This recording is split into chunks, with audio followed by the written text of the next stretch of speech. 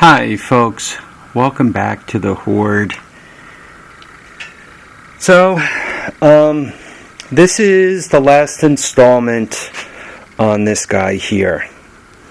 I gave it a cold start, so I showed you guys that it ran. All the wiring is proper on this thing. I showed you guys how to troubleshoot an ignition system to make sure your wire harness is all good.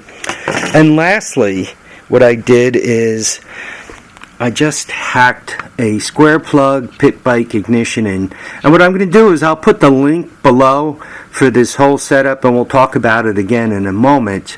But just quickly, I kind of have the wires jammed in there. They're not put in there all that well. So hopefully nothing fell out. And she fires right up.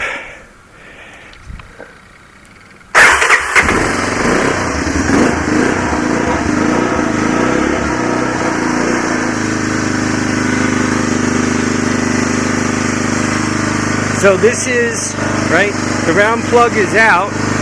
I just jammed a bunch of wires in there, and she's running.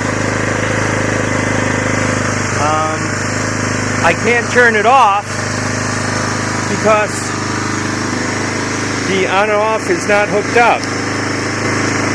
And if I turn off the key, it doesn't do any good because that's not hooked up. Right? I only hooked up what this thing needs to run. And that's kind of important to shut it off. It's cold, so by shutting off the choke, it shut down. Now, how did I do this?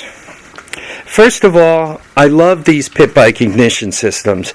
They don't seem to be at all fussy. They seem to work everywhere. For less than 20 bucks, you get the coil, right, that goes with this ignition system. This was a set. Here's the bag I took this out of. This plug doesn't come with it, right? So this was in this bag, okay? This coil came with it. This on and off switch, you just push the button in, came with it.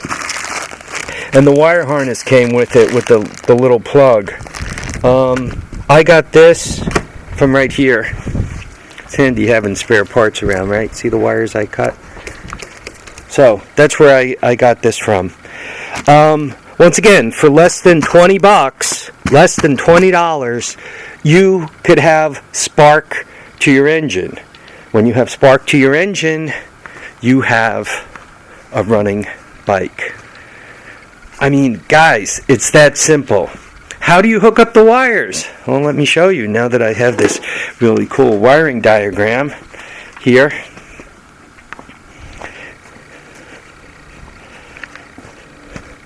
The colors vary a little bit, and the more you work on these bikes, the more you learn about them. And that's just important to mention. On Honda, this is black and yellow. On this one, it's more yellow than black. But what's black and yellow? Black and yellow. You push it in that hole right there, and that provides you, that fires your coil. That's the output of the CDI. It goes out and fires your coil. In this case, it's blue. Has no white stripe on it. Oh wait, yeah, it does have a white stripe. So blue and white, that's the pulse generator. You just force that into that hole. So you got these two, right? You just force those into those two holes. Really hard, huh? This black and red, right? Force it into this hole. And they don't have green for ground on this wire harness, but they do on this wire harness, right? They have pure black for ground, right? What do you do with that? You force it right into that hole, the ground hole. If I wanted to set up the on and off switch, which I did not, I would jam this black and white into this hole here. Okay, and this guy does not have a connection for a key switch because most pit bikes don't have a key switch. Hard, folks? No, not hard at all. So, for less than $20, right? For less than 20 bucks, you get all the above, right? So just in case you got a bad coil, you got that. Just in case, right? You got a CDI. So you plug all this crap in, and if, assuming you do it right, the bike should fire right up, just as it did for me. Not hard. Guys, you're probably going to have a few questions, and I'm cool with that. I'll answer your questions. Yeah, in this case, you see they used green for ground, right? The other colors are all good. So, I always try to keep a spare set like this floating around, because for $20, right, you're all set. You're all good. Sorry about my accent there. Just something that cracks me up. You guys may like it, may not. My wife teaches piano, as many of you know, and she's got a couple of grade school girls. Their parents are from China. They're Asian, and when the girls originally were born, I believe they were born down in Yonkers, New York. And the girls are bilingual, completely bilingual, including their accents. So when you talk to them, I speak to them in English because I barely speak English. I don't speak any other languages. When they respond to me, they have like this Yonkers accent, you know. Hey, I'm walking here. So when they respond to me, they respond in a louder voice with a Yonkers accent. But when they speak to their parents, they speak in a very soft, sing-songy Chinese. I'm not sure what dialect of Chinese they speak. And it just cracks me up because they'll switch back and forth instantly between the two languages and and inflection, you know, that the American dialect with the Yonkers accent, Bronx or Yonkers or whatever you want to call it down there in southern New York.